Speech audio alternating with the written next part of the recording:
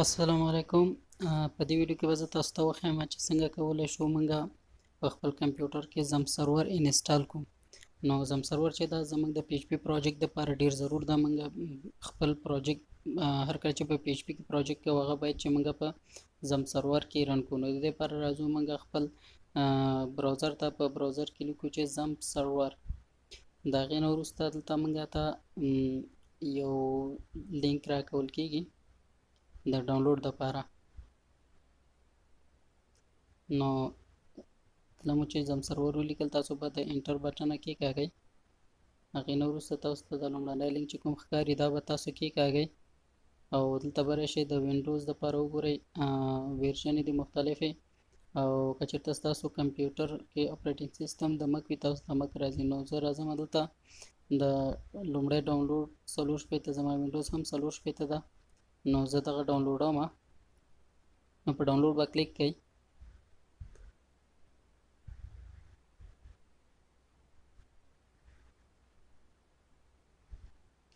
چې کله په ډاونلوډ کلیک کړ نو دلته به تاسو ته یو بله صفحه را خلاصه شي د ډاونلوډ دپاره.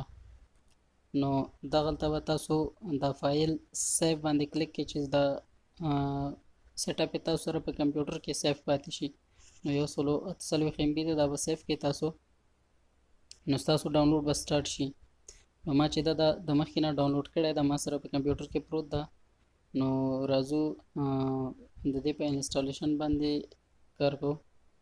نو رای به شي دلته ما سره دلته په ډیسکټاپ کې پروت ده، زم سرور ده. دا به راوالی ډبل کلیک به یې کوئ.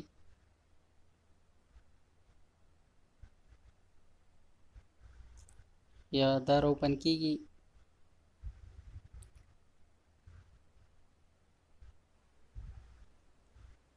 یا دا لږ مشکل ده. دا بیا وروسته که چېرته مشکل پیدا شو درته تاسو د یو ای سی یوزر اکاونټ انټرفیس چې کوم ده هغه به تاسو بیا ډسیبل کړئ.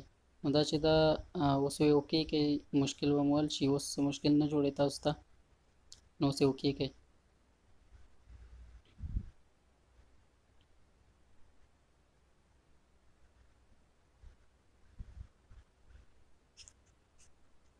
نو رای به شي دلته د نیکسټ بټنه به کېکاږئ. هغه پروګرامونه چې تاسو ته ضرورت یې هغه به ټول تاسو انسټال کړئ. دلته کولی شئ هغه پروګرام چې تاسو په کار نه وي هغه تاسو بیرته چک مارک لرې کړئ او انسټال یې نه کړئ ځان ته. نو زه ټول انسټالوم. نو زما ټول په کار دي، زه غواړم چې دا ټول انسټال کړم. نو ټول زه ټک مارک کوم. نیکسټ به کوئ. رای به شي دلته دا پات تاسو کولی شئ چې بدل یې هم کړئ، بل ډرایو کې انسټال کړئ. نو زه دا نیکسټ کوم. نو دلته ماته وایي چې تاسو سره مخکې نه هم یو فایل دلته تاسو سره موجود ده. نو موږ لومړی ځو هغه کوم فایل چې هلته موجود ده یا هغه رینیم کوو او یا هم هغه ډیلیټ کوو. نو رای به شو سی ډرایو ته. په سی ډرایو کې به زم پیدا کړو، زم په نوم فولډر. دا فولډر ده، دا به زه رینیم کړم. دې ته به زه زمپ 1 نوم ورکوم. هغې نه وروسته زه به راشم بېرته خپل انسټالیشن ته او دا به نیکسټ کړم. نیکسټ، بیا هم نیکسټ، او لږ به ورته انتظار وباسو چې تر څو دا انسټال شي.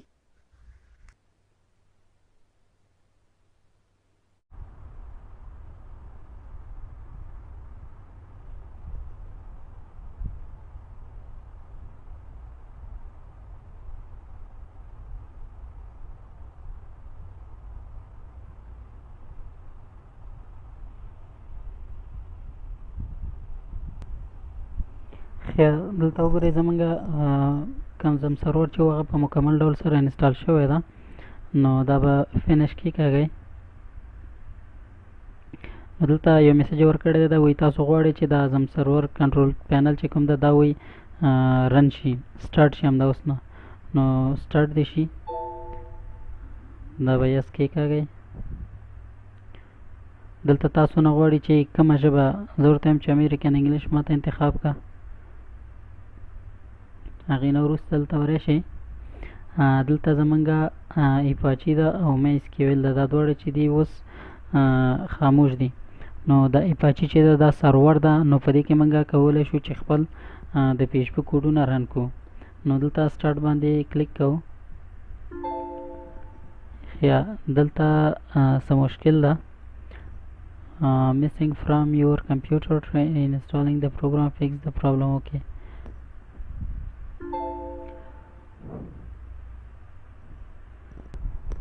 د دې مشکل د حل لپاره راځو دلته په سرچ انجن کې دلته لیکو چې dl files.com دې سیټ ته ولاړ شئ. په دې اولني لینک باندې به تاسو کلیک کړئ. دا به تاسو ته یو صفحه راخلاصه کړي. دلته به تاسو ولیکئ هغه کوم فایل چې فایل شوی ده د libs QLITE 3.dll د دې په نوم دا به تاسو سرچ کړئ. دلته نو تاسو ته به دا سرچ کې راوباسي. دا به اوپن کړئ. دا بلې صفحې ته تاسو وړي. تاسو به راشئ دلته ډاونلوډ. دا ډاونلوډ به کېکاږئ چې دا تاسو ته را ډاونلوډ شي.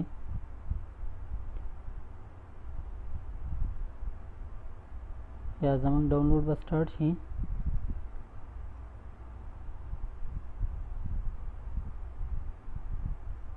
نو دا به تاسو سیف کړئ ځان سره. په زیپ کې سیف کېږي. اوکې به کوئ.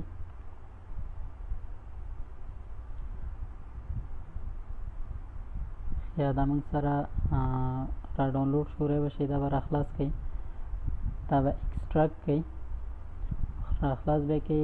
دغه فایل کوم چې ده دا به تاسو ایکسټراکټ کړئ. ډیسکټاپ کې به ایکسټراکټ کړئ. دا به کلوز کړئ. رای به شي تاسو دا زم سرور به هم تاسو کلوز کړئ. دلته وګورئ که چېرته دلته هم رن کړي نو تاسو به دې ځای نه هم کلوز کړئ. او رای به شي دا فایل چې کوم ما را ډاونلوډ کړی ده دا به کاپي کړئ دې ځای نه. او دا به ویسئ د سی ډرایو. په سی ډرایو کې په وینډوز کې سیسټم 32 دا ده. دلته به راشئ او دلته به دا پیسټ کړئ. نو دا به کنټینیو کړئ. هغې نه وروسته رای شئ تاسو اوس به زم سرور را خلاص کړئ. رای شئ تاسو سی ډرایو ته. په سی ډرایو کې به زم ته راشئ. په زم کې به تاسو دلته ښکته راشئ. دلته دا به تاسو پین ټو سټارټ والی. پین ټو سټارټ نه وروسته رای شئ تاسو دا زم به سټارټ کړئ. دې ځای نه به یس کېکاږئ. نو دا موږ سره سټارټ شو.